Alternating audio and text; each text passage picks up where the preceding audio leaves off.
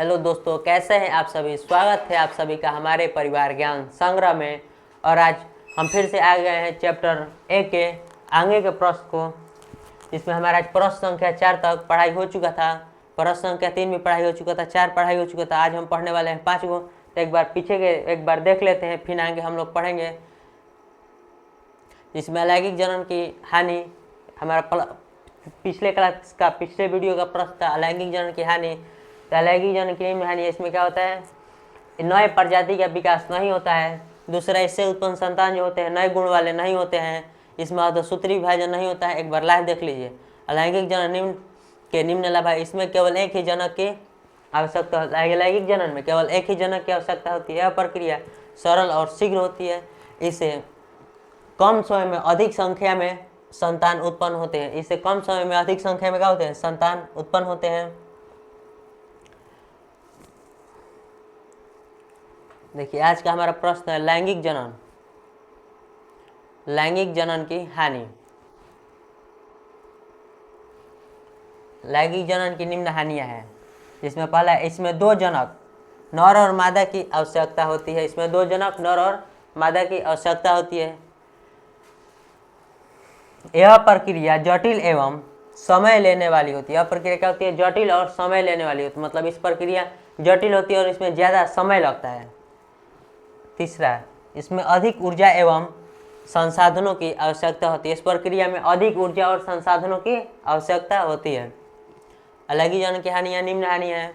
इसमें 2 जनक नर और मादा की आवश्यकता होती है। यह प्रक्रिया जटिल एवं समय लेने वाली होती है तथा इसमें अधिक ऊर्जा एवं संसाधनों की आवश्यकता होती है। या फिर ये भी हो सकता है अलैंगिक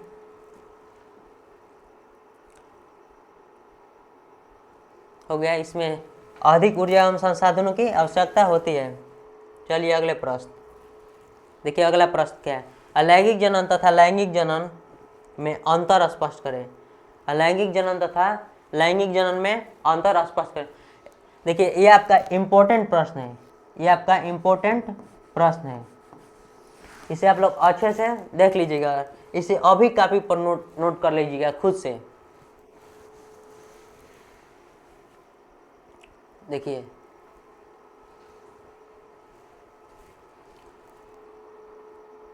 प्रश्न अलैंगिक जनन तथा लैंगिक जनन में अंतर। अलैंगिक जनन तथा लैंगिक जनन में निम्न अंतर क्या है। अलैंगिक जनन तथा लैंगिक जनन में निम्न अंतर है।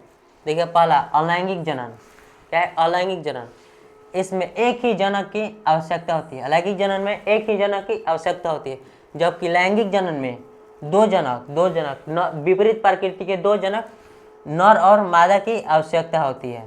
ठीक, अलैंगिक जनन में एक ही जनक की आवश्यकता होती है और लैंगिक जनन में 2 जनक को भी विपरीत प्रकृति के नर और मादा की आवश्यकता होती है। दूसरा देखिए, दूसरा, इससे उत्पन्न संतान नए गुण, इससे उत्पन्न संतान में नए गुण का विकास नहीं होता है। इससे उत्पन्न संतान में नए गुण का विकास नहीं होता है। मतलब कि अलैंगिक जनन में उत्पन्न होने वाले संतानों में नए गुणों का विकास नहीं होता है। तीसरा, अलैंगिक जनन में इसमें संतान आकारकीय तथा आनुवंशिक रूप से जनक के समान होते हैं। अलैंगिक जनन में जो संतान उत्पन्न होते हैं आकारकीय तथा आनुवंशिक रूप से जनक के समान होते हैं। जबकि देखिए, इसमें क्या था, इसमें उत्पन्न संतान नए गुणों का विकास नहीं होता है। अलैंगिक जनन में उत्पन्न होने वाले संतान में नए गुणों का विकास नहीं होता है, जबकि लैंगिक जनन में उत्पन्न होने वाले संतान में नए गुणों के विकास होते हैं। नए गुणों के विकास होते हैं।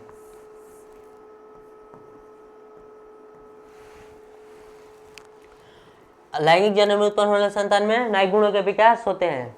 ये आकारकीय तथा आनुवंशिक रूप से अपने पिता के मतलब जनक के समान नहीं होते हैं। लैंगिक जनन में उत्पन्न संतान आकारकीय तथा आनुवंशिक रूप से जनक के समान नहीं होते हैं, जबकि अलैंगिक जनन में उत्पन्न संतान आकारकीय तथा आनुवंशिक रूप से जनक के समान होते हैं।